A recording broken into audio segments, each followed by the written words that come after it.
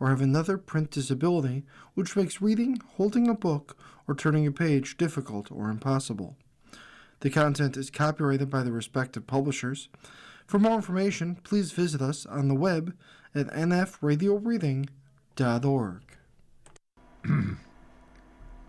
Hello and good evening. This is Don Swans, and for the next hour, I'll be reading from the March 8th issue of the Wall Street Journal Review on the Niagara Frontier Radio Reading Service. Front page. Decapitate and delegate. Trump tests the new model of the U.S.-led regime change. It's written by Vera Birkenbergen and Alexander Ward. President Trump is betting his legacy on a new playbook for U.S.-led regime change. We bomb, you decide. In Venezuela, Trump ousted autocrat Nicolas Maduro, but left the rest of his leadership intact, with his administration saying it would be up to Venezuelans to push for a democratic transition. Weeks later, after ordering airstrikes on Iran, Trump urged the country's more than 90 million people to overthrow the regime following the killing of Supreme Leader Ali Khamenei. And he has urged Cubans to cut a deal, saying their cash-starved government looks like it's ready to fall under a U.S. blockade. The U.S. has a long history of trying to unseat foreign leaders Washington dislikes. From Iran in 1953 to Vietnam to Chile over following decades, the playbook has long included covert action, pressure campaigns, and outright military force to install more sympathetic governments aligned with U.S. interests. This century, America sank into two of its longest wars, in Afghanistan and Iraq. Following lightning strikes that removed governments deemed threats to U.S. national security, those quagmires helped fuel the MAGA movement, which rallied around Trump's promises of avoiding overseas military entanglements. Now, Trump is putting his pledges and American firepower to the test. With an ethos that Defense Secretary Pete Hegseth summed up as, "We're not dumb about it," Trump has committed the country to a war that he has said will last only a few weeks, following the success of a military raid that was done in one night. In both Iran and Venezuela, Trump has said the target country's fate is ultimately up to its citizens, even as he floats preferred successors and the U.S. exerts military pressure from above.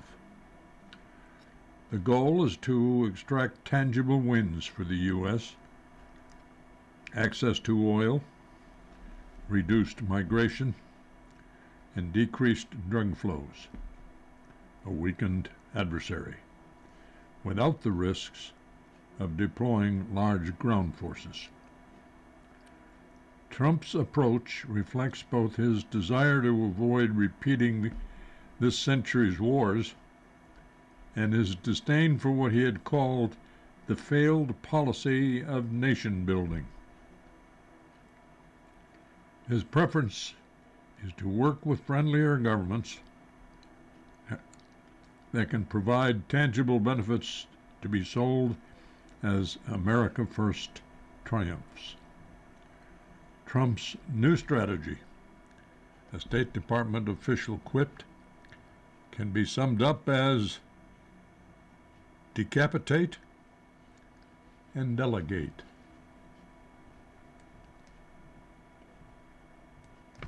If Washington's anointed new leaders fall short in the administration's eyes, Trump allies say he will just hit the reset button. We're coming up with a new model. We're going to give you a shot. You decide what you want to do. Senator Lindsey Graham, the Republican for South Carolina, said in an interview shortly after the Iran campaign began, if they elect a new crowd that wants to kill Americans, we'll kill them. Don't overthink it. All you can do is give people a chance. For Trump, even Trump, for all his newfound swagger after the successful Maduro mission, conceded the approach holds risks. He summed those up on Tuesday. As you go through this, and then in 5 years, you realize you put somebody in who is no better. Trump made no secret that he authorized the Iran mission with one great hope in mind. Iranians would rise up and overthrow their government. That, officials and analysts say, was the extent of the political succession plan. Let's see how you respond, he told Iranians Saturday after announcing the start of operations in Iran. After the bombing campaign, he said the next day, the rest will be up to you.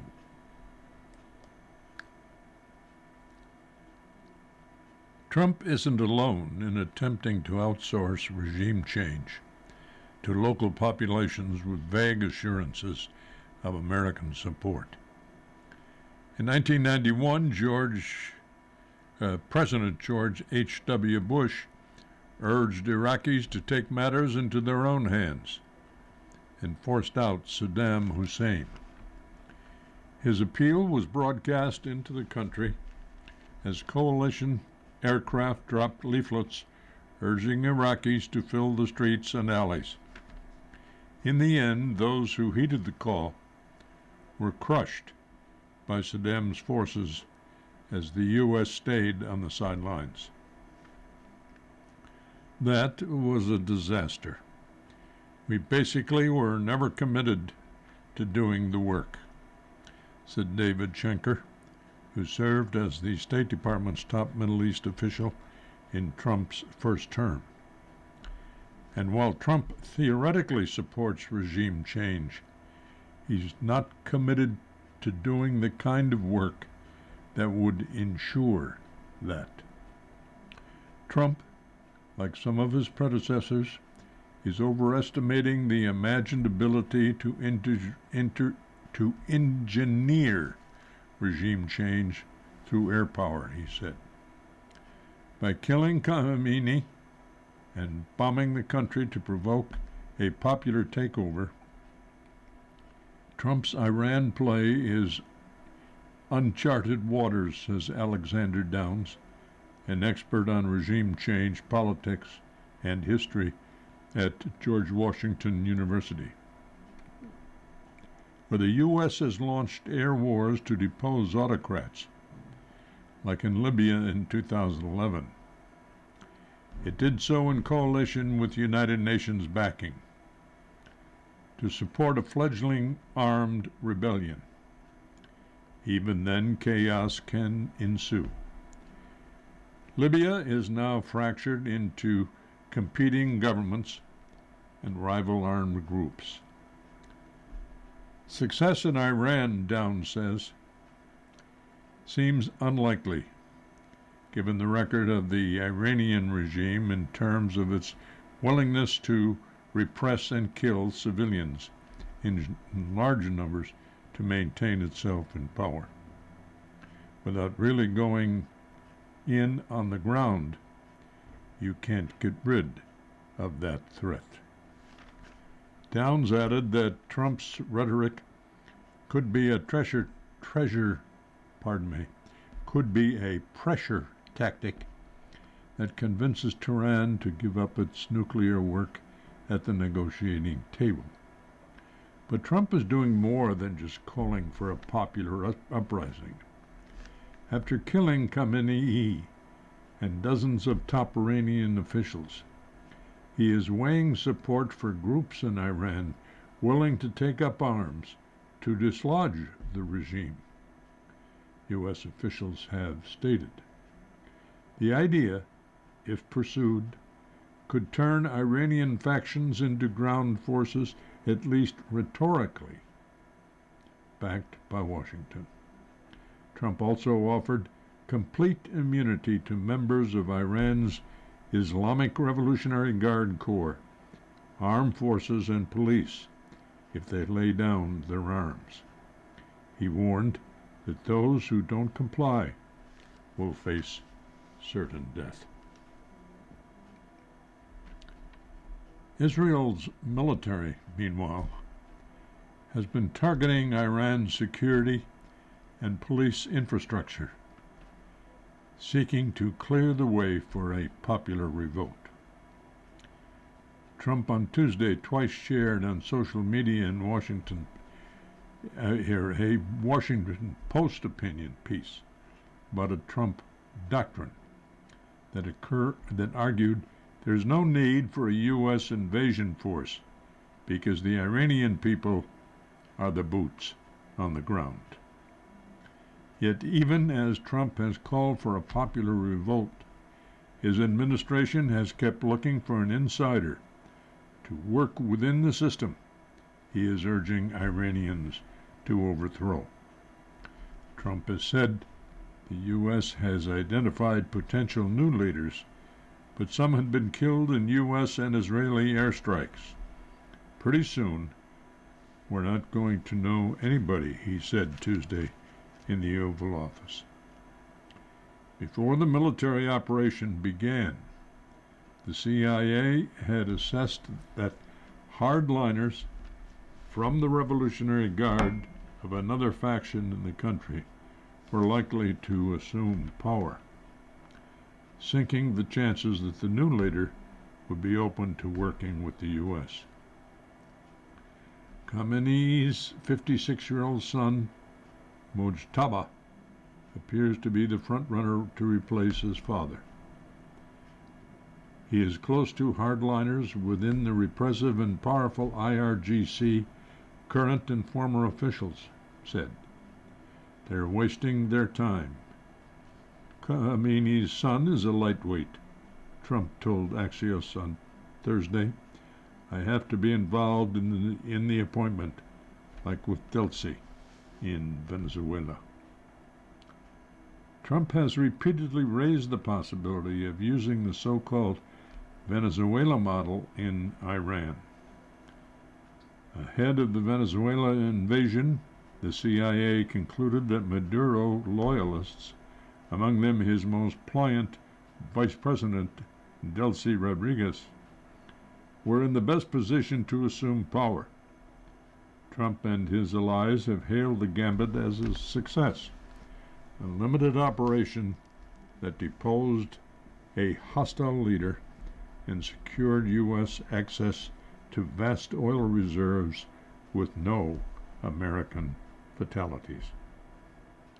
In recent weeks, the search for the Delcy of Iran, or Delcy of Cuba, has become shorthand within the administration for the kind of regime insider able to secure a handoff, according to people familiar with the discussions.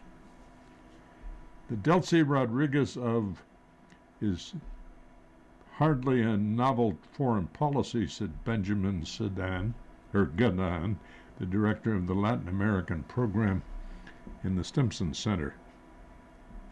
In the Cold War, that high-minded strategy was known in the region as He might be a son of a bitch, but he's our son of a bitch. Observers note that it remains far too early to consider what happened in Venezuela a replicable model. Unlike Venezuela, where well-organized civic society and opposition parties have survived years of pressure, Iran and Cuba are deeply entrenched authoritarian states that have spent decades seeing or stealing their security apparatus against a takeover. Venezuela also offers a warning about how quickly U.S. support can turn transactional. Despite the U.S. government holding up the country's opposition as the legitimate winners of the 24 elections, Trump has sidelined it in favor of working with regime stalwarts and has downplayed near-term elections. In the end, it will be up to the Venezuelan people to transform their country, Secretary of State Marco Rubio said days after the Maduro operation. He and other Trump officials have declined to give a timeline for elections. The fear from inside and outside the administration is that Trump, who measures successful intervention differently from past presidents, may not use leverage for a democratic transition if he is satisfied with what Rodriguez is delivering. On Wednesday, Trump called her the president of Venezuela, despite the U.S. previously deeming the regime illegitimate, and praised her for doing a great job as the oil is beginning to flow. Despite initial military successes, established power structures could endure even without their top leaders, said John Alterman, the Zbigniew Brzezinski Chair in Global Strategy and Geostrategy at the Center for Strategic and International Studies in Washington. It's not what you put up. It's not that you put up the mission accomplished sign and you go home. There is mounting concern within the administration and Congress that the attack on Iran has left a power vacuum which could ignite a civil war for control. Asked about their possibility in a closed-door briefing with House members Tuesday, Rubio said the ouster of the regime's most brutal leaders outweighed the void it left behind, according to lawmakers from both parties that were in the room. We can't keep our worst, most mortal adversaries in power for fear of what will follow, said Representative Don Bacon, a Republican from Nebraska, a sometime critic of the administration who attended the meeting. It was more important to get rid of these guys who were a nuclear threat. Republicans privately say there's a reconsideration within the party of the Pottery Barn rule favored by former Secretary of State Colin Powell. You break it, you own it. The motto applied to foreign policy meant that whatever followed an intervention would become Washington's responsibility and was meant to discourage military misadventures. The Trump administration takes a different view. If no clear successor emerges in Iran, or sectarian violence breaks out, the U.S. could step out of the fray and blame Iranians for squandering the golden opportunity, leaving Trump and his team to monitor the so-called day after day in real time. Alterman, who served in the State Department's policy planning staff in 2002, said the administration's tone about next steps in Iran echoes what he heard 2 decades ago. It's not that none of this can work. There just seems to be an assumption that it'll work well enough, he said. What I see is the same mindset as at the beginning of Iraq, which is that it'll all fall our way. We didn't go into Iraq thinking we were going to be there for years. You're listening to a reading of articles and features from the Wall Street Journal Review on the Niagara Frontier Radio Reading Service. Now a change of directions. An article by Sally Bedell Smith, a regular contributor. Can tough love save King Charles' approval rating? Toward the end of Elizabeth II's reign, critics argued that the Queen had been too soft on her son, Andrew. The former prince was known in his youth as Randy Andy for his parade of girlfriends and playboy lifestyle.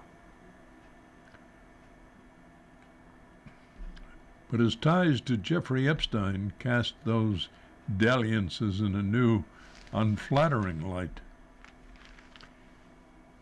He wasn't just a ladies' man.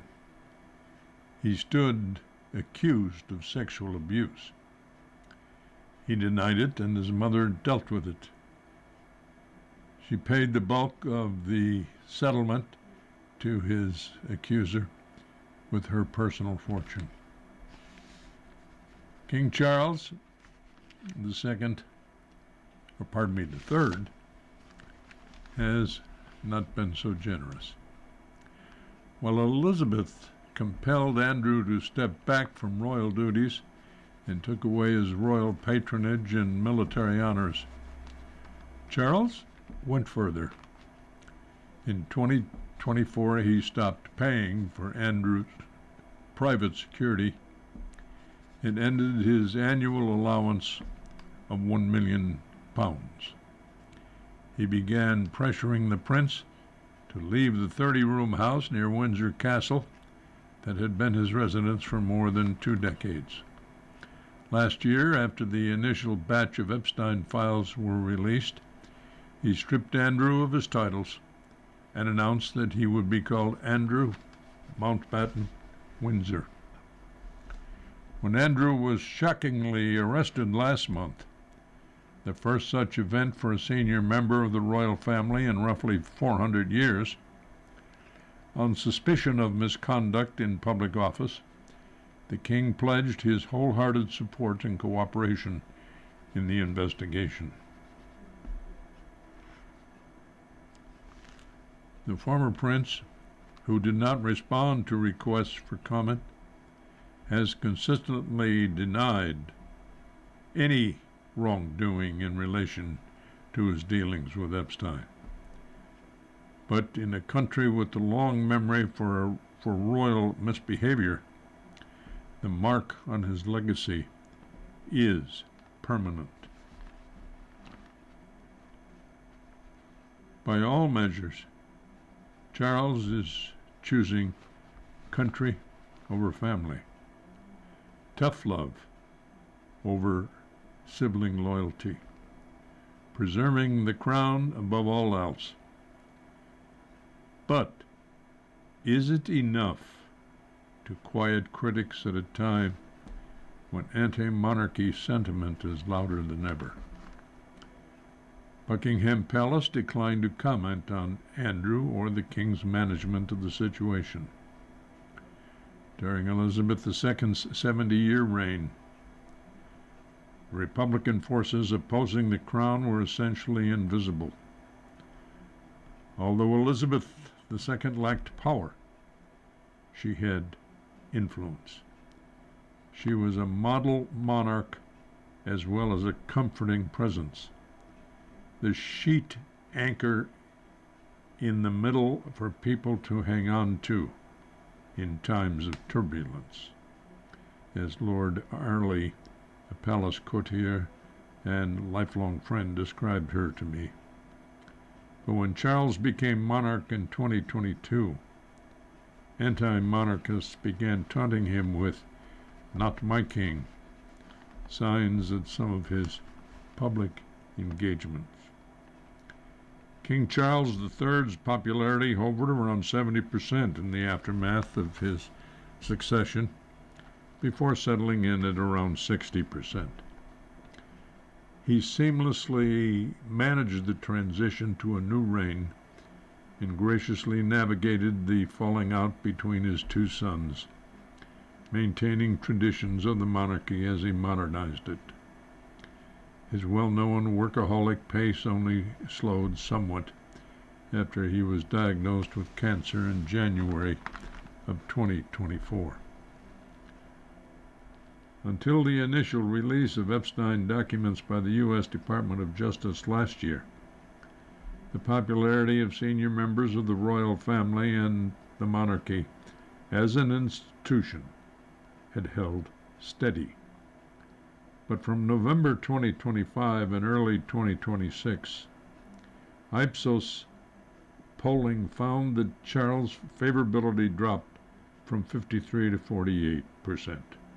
By contrast, his mother's peaked at 90 during her Diamond Jubilee in 2012 and hovered consistently around 80% until her death at 96. Though most polls show that Britons still largely support the crown, the furor around Andrew has given anti-monarchists cause to celebrate. Since the fall, Charles has faced heckling about his brother during public appearances. Republic, Britain's leading anti-monarchy group, claiming credit for Andrew's arrest, attributing it to a police report filed by the group's CEO. Republic commissioned its own polling showing only 45% support for the monarch over an elected head of state. But that's 20 points behind other leading surveys. Public opinion is split between those taking the king to task for being dilatory and those who think he's played the situation correctly. If evidence emerges that he was warned and failed to act, however, his reputation could suffer. One person knowledgeable about palace thinking expects more light to be shed on financial arrangements for royal homes under public pressure for transparency.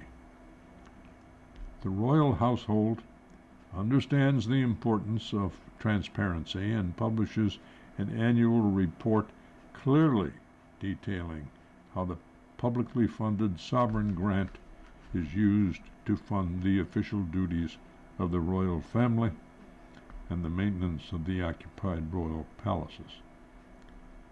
A palace representative said in a statement, she emphasized that royal spending is audited by the state.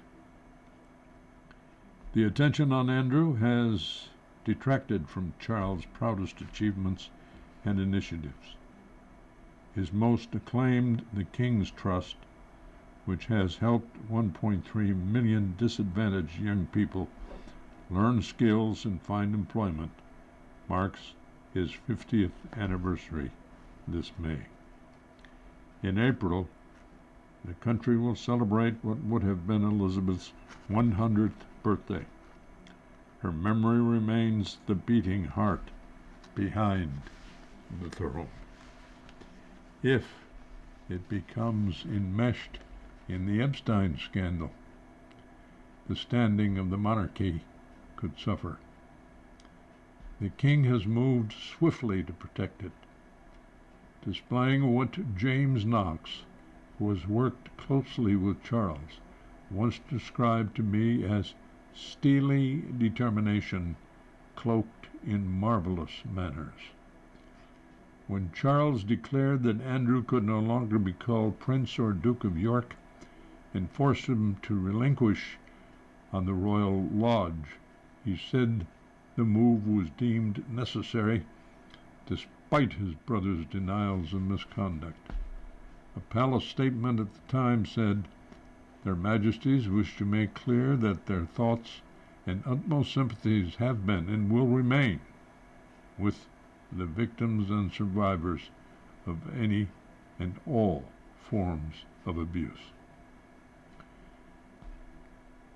Dame Julia Cleverton, who served as Charles' special advisor to the prince's charities, said that Queen Camilla has a long history of commitment to victims of sexual abuse, and I think the king has understood much more as a result of her absolute dedication. Now the British government is weighing removing Andrew from the line of succession. He is currently 8th in line for the throne, and authorities are investigating him for allegedly sharing non-public information with Epstein during his time as Britain's global envoy for trade and investment from 2001 to 2011. If charged, he could face a maximum life sentence. While that plays out, Charles appears committed to defending and elevating the crown.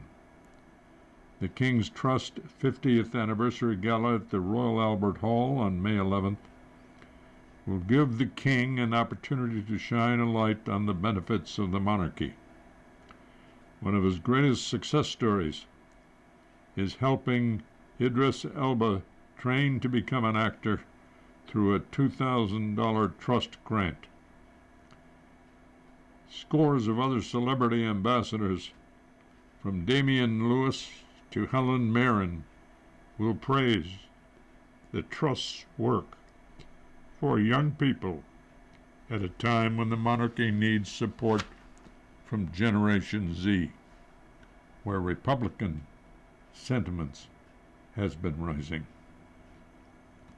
Like his mother, King Charles III has pledged to remain on the throne for his lifetime. As he said in an interview in 2005, "I find myself born into this particular position.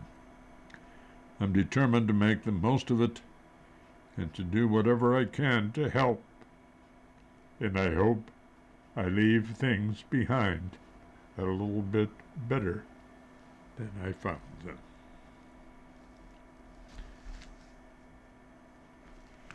You're listening to a reading of articles and features from the Wall Street Journal Review on the Niagara Frontier Radio Reading Service.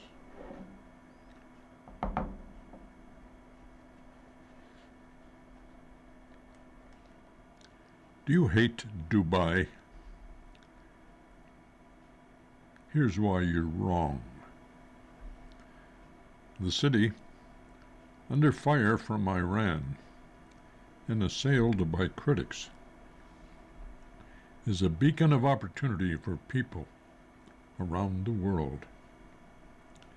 It's written by Yaroslav Tromofov. It's fashionable to hate Dubai, especially among those who haven't been to the Persian Gulf hometown, or only visited for a glimpse of the mandatory tourist highlights: the Burj Khalifa skyscraper, the boozy brunch by the beach, malls, and more malls. And so when Dubai and other parts of the world, other parts of the United Arab Emirates were targeted by some 1,400 Iranian missiles and drones over the past several days, the reaction abroad was often gloating and snark. Social media was replete with jokes and memes about fleeing influencers, tax dodgers, and crypto bro. Attention focused on the extraordinary fees, reportedly upward of $250,000 per head, that some stranded expats paid to flee the danger once the Dubai airport, among the world's busiest until a week ago, shut down under fire. Empathy for the 4 million people from all walks of life who have chosen to build their lives in this unusual city. There was little. The overwhelming majority who stayed put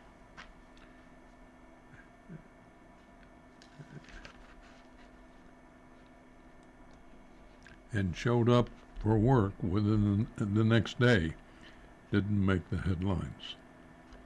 The presumption that Dubai is a transient mirage, a Hollywood set built on sand that would unravel once the going gets tough, was no doubt shared in Tehran.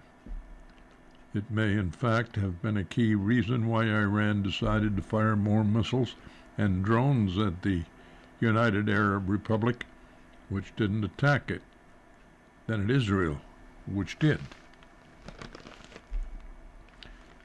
Whenever there is a crisis, many people believe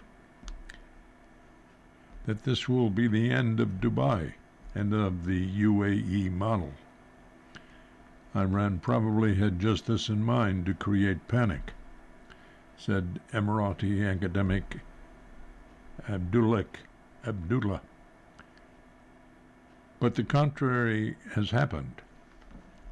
Dubai has proven that it is not a bubble, that it is resilient and is a real place. Doesn't get more real than this.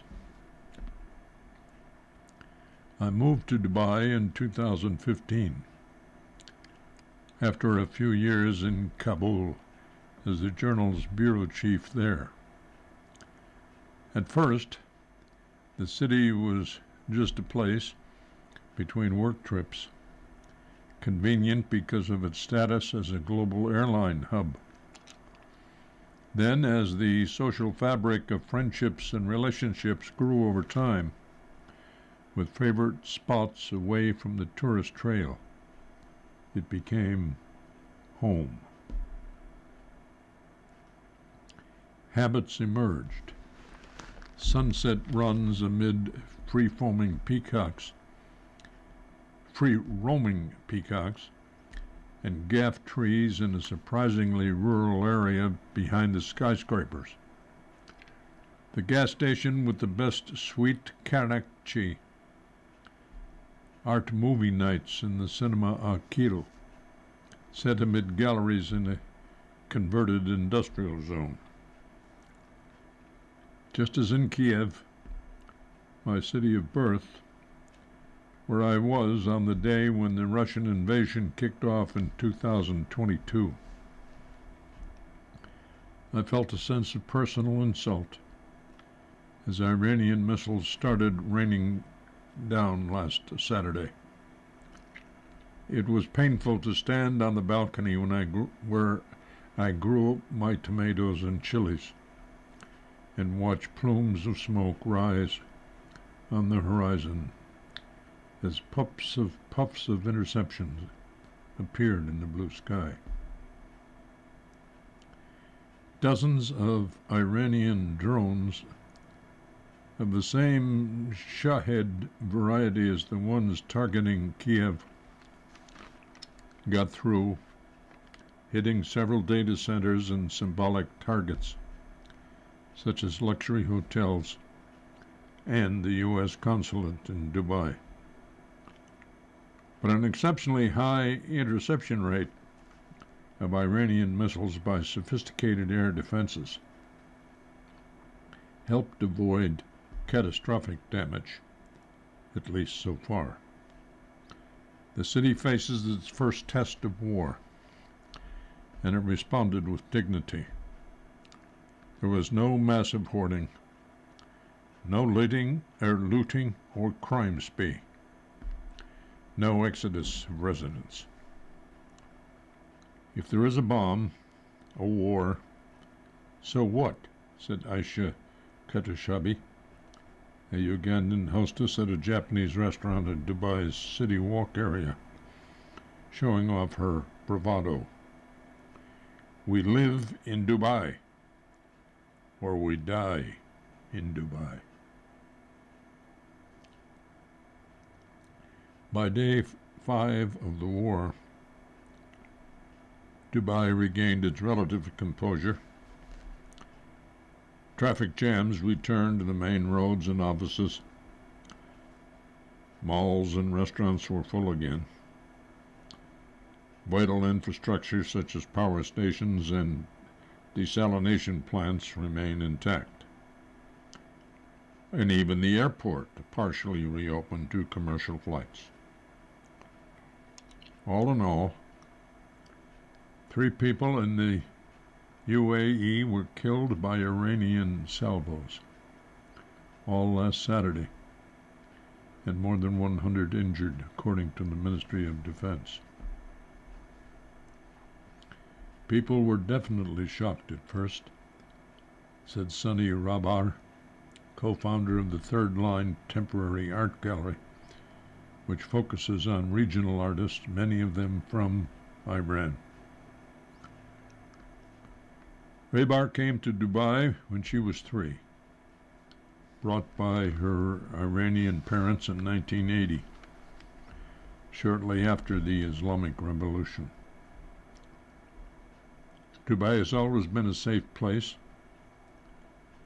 a place for people seeking to put roots, to work, to start a new life. I never thought I would witness this. The UAE under fire. Dubai is very much not your ordinary city. What used to be a small trading port on the Gulf, its economy centered on pearl diving, became one of the world's fastest growing monopolies in recent decades. Became one of the world's fastest growing metropolises in recent decades, expounding and expanding far beyond the old forts and merchant houses with their wind towers by the creek. The resident population doubled since passing the 2 million mark in 2015, as brand new urban areas mushroom along the coast and in the desert. Only an estimated 5% of the people residing in Dubai are citizens of the UAE, with the rest hailing from literally all over the world. Pakistanis living, studying, or working side by side with Indians, Russians with Ukrainians, Israelis with Lebanese and Palestinians. Many were born or raised in Dubai, and other than their passport, retain only limited links to their original country of citizenship. English is the common language.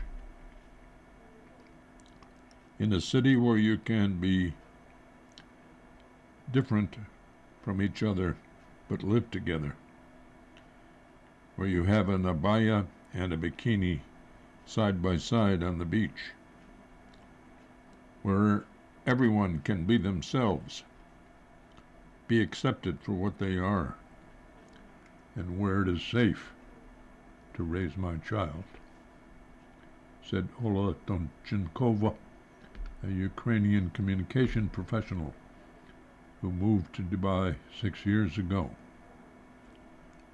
No novice to war zones, Tonchenkova has been visiting Ukraine every summer since the full-scale Russian invasion of 2022.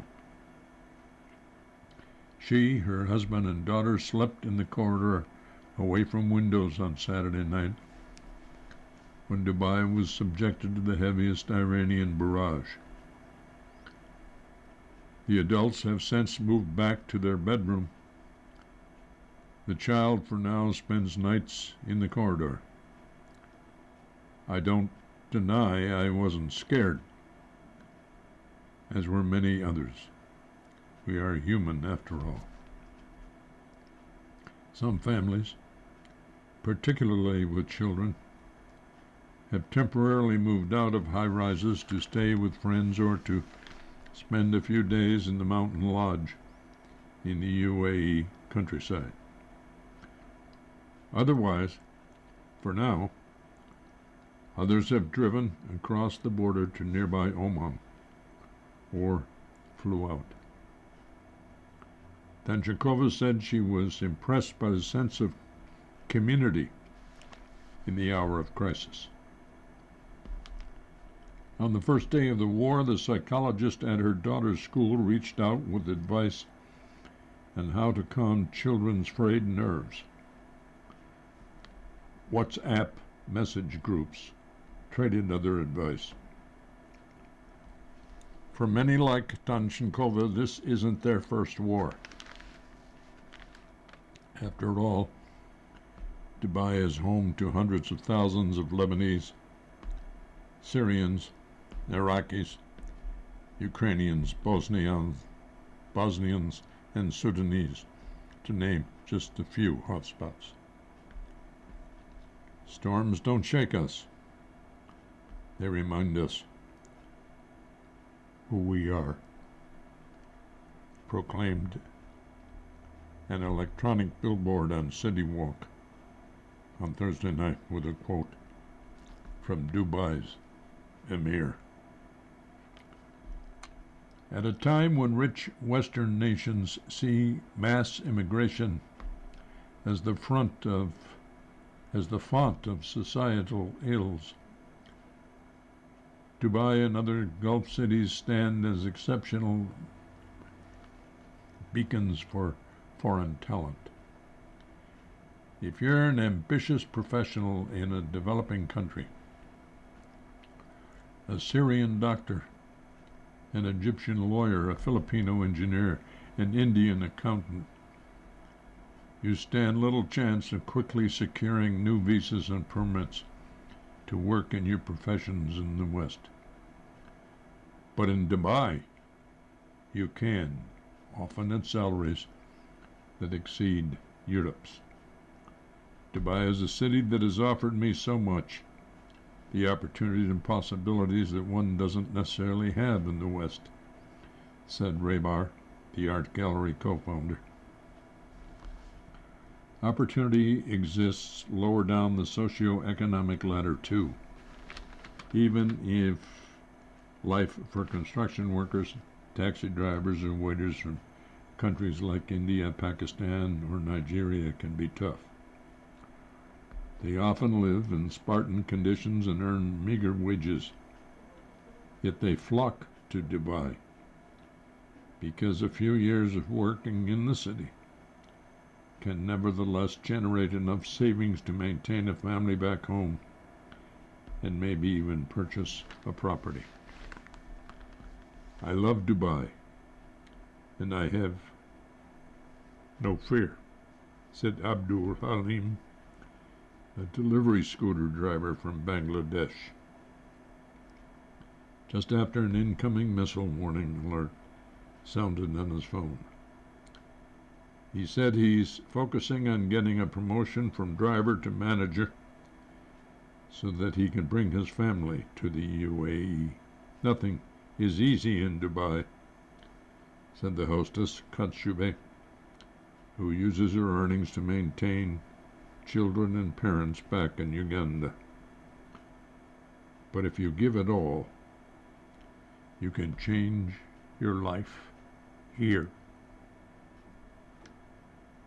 The country has dramatically changed its legislation in recent years to attract new residents and businesses. It passed labor laws that aimed to eradicate abuses and liberalize the visa rules that shackled most foreign residents to their employers. It also allowed professionals or anyone buying an apartment to obtain so-called golden visas, the renewable 10-year residence permits that are not linked to a particular job. The country has no personal income tax, a reason why people moving here are often resented in their home nations. But the UAE also has no social safety net for foreigners. If you don't work, you're on your own. And unless on a golden visa, you can't stay. Foreigners can also set up companies with 100% ownership in an increasing number of industries and areas, creating a new class of entrepreneurs in anything from artificial intelligence to financial consulting to interior design. The UAE was very smart in making sure that these people establish roots and have a stake in the success of the country.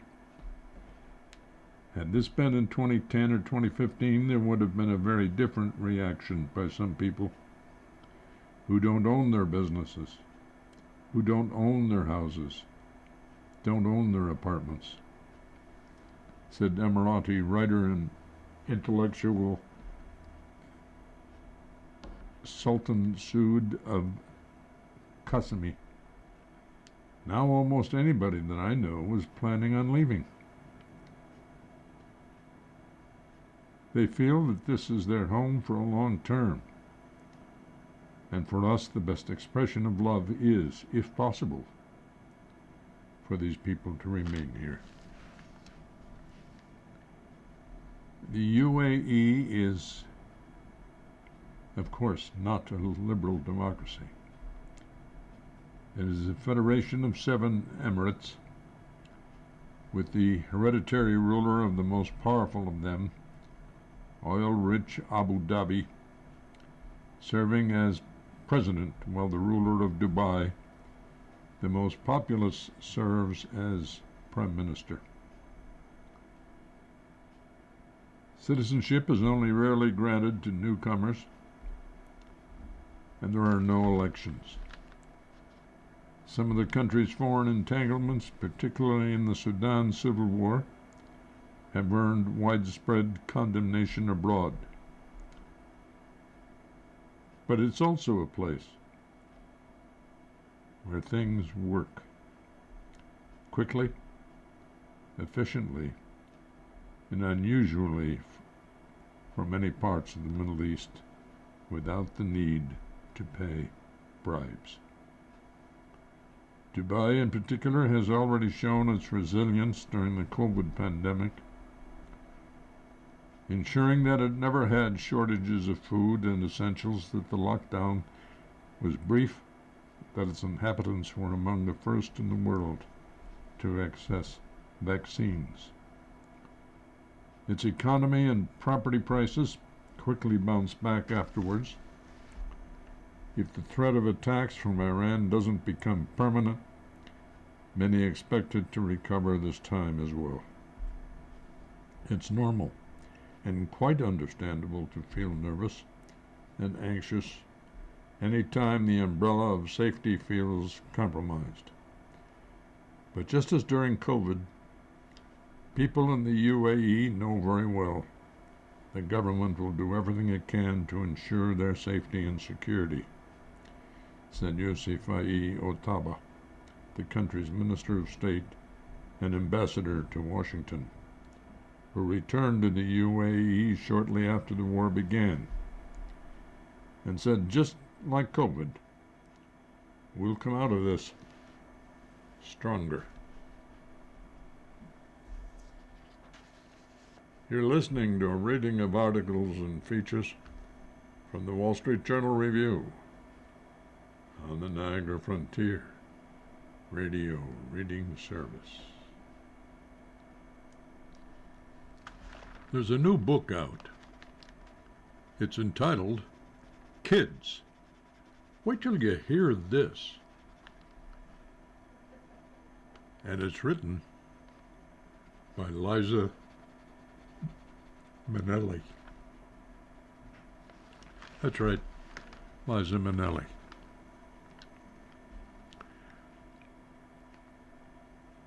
This described in an article, to fill those ruby shoes. Who's Liza Minnelli? She was a nurse, a doctor, pharmacologist, and a psychiatrist to her mother, the one and only Judy Garland.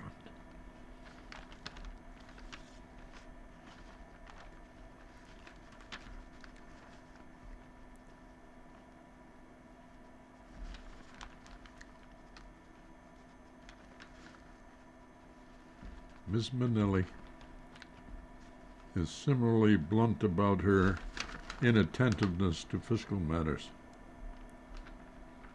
for at times she was all but bankrupt,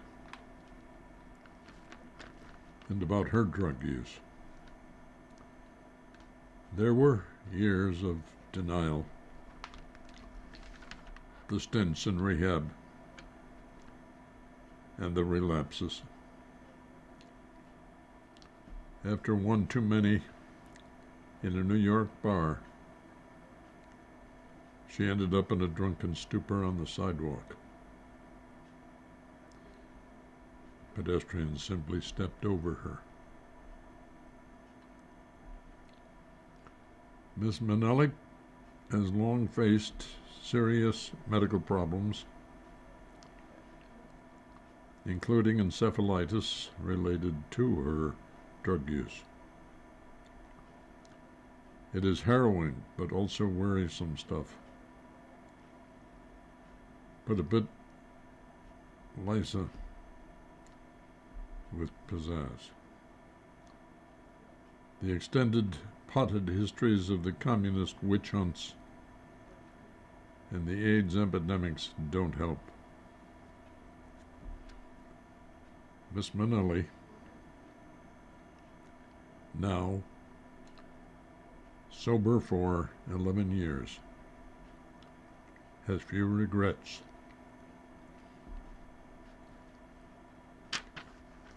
And many adoring friends. Good for her. When someone asked me about Liza,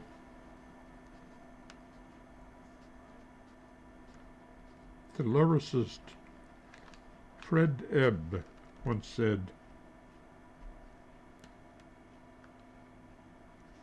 I say,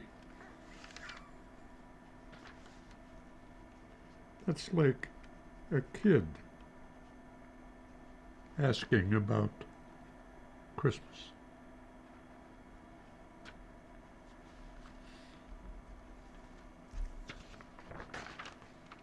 You've been listening to a reading of articles and features from the March 8th issue of the Wall Street Journal Review. We read from the Wall Street Journal Review every Thursday at 7 p.m. Your reader this evening has been Don Swans, and we thank you for listening. We thank you very much and hope that you'll be with us next Thursday. Same time, same place, on the dial of the Niagara Frontier Radio Reading Service. Coming up next in the Niagara Frontier Radio Reading Service, we have the New York Times. Following at 9 o'clock is Fortune Magazine. And at 10 o'clock is episode number 4 of The Secret of Secrets by Dan Brown. Stay with us for these readings and more. If you or people you know shop at any of the Dash's supermarkets, please save Dash's register. The following program is intended for listeners who are blind, have low vision, or have another print disability